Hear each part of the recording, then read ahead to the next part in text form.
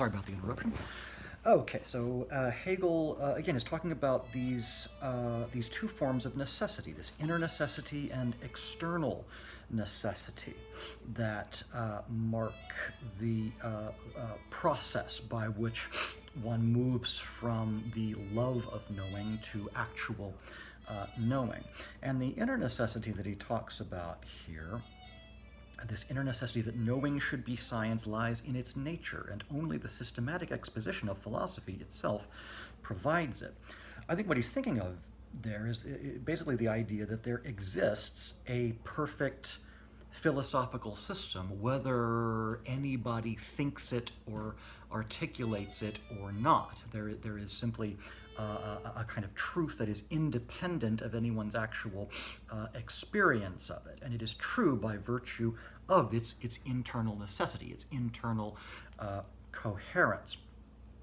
Individual thinkers can access that by way of this external necessity. I think what he's talking about here is basically something psychological, the process by which an individual thinker repeats the historic process of this becoming of science by thinking it for himself, sort of reenacting the history of ideas in his own mind, going through all of the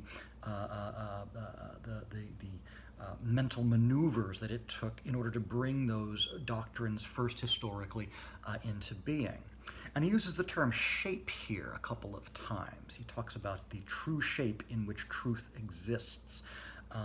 And he says, in other words, it lies in the shape in which time sets forth the sequential existence of its moments. I think what he means here is that this external necessity by which the individual thinker acquires true philosophy involves a kind of congruency between the psychological or mental maneuvers that the individual takes to access that philosophy and the historic shape that that philosophy itself took as it articulated itself, in terms of these differing historic schools: Stoicism versus skepticism, nominalism versus realism, and so forth. So the idea is that the individual thinker, on the basis of that catechism of general concepts that he has acquired, reenacts the history of philosophy inside his own mind, and that's what endows his thoughts with logical necessity and logical coherence.